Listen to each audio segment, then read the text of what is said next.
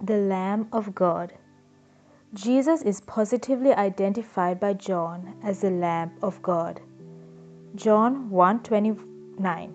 The next day John saw Jesus coming toward him and said, "Behold the Lamb of God who takes away the sin of the world."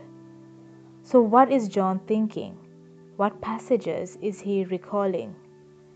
John declares that Jesus is the Passover lamb, the scapegoat, the lamb of daily sacrifices, the one who will be led like a lamb to the slaughter, that he might make many to be accounted righteous.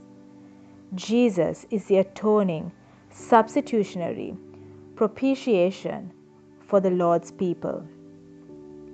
John adds that Jesus takes away the sin of the world, bearing away the iniquity like the goat of Leviticus 16, like the servant of Isaiah 53. The Greek term John uses, airo, means something like to lift up and carry away. That is a dynamic image.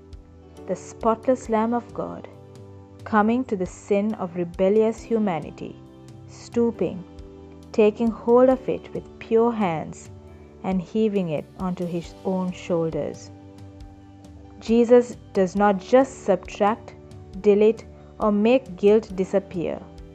He lifts it up and carries it away himself, as far as the east is from the west.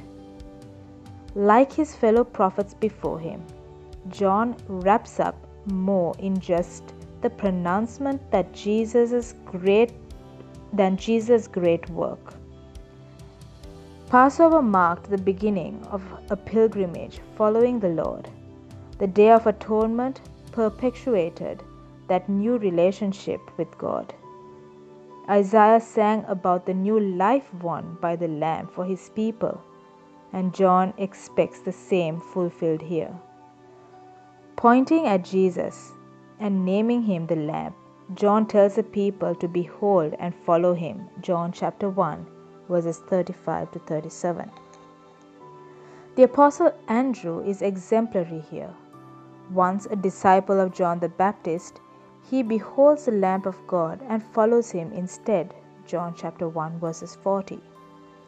In so doing, Andrew is in deep step with the Lord's faithful people down the ages, reorienting his existence around the sacrifice the Lord has provided and pressing in to the new life in Jesus.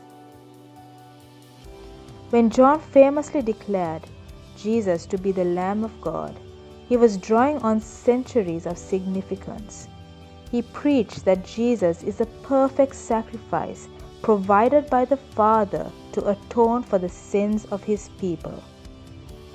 John called all the people everywhere to look to Jesus as their only hope of forgiveness.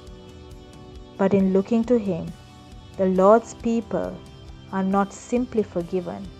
They embark on a new life of restored fellowship, communion in God's holy presence, upheld, sustained, and ever provided for in Jesus, the author and the perfecter of their faith.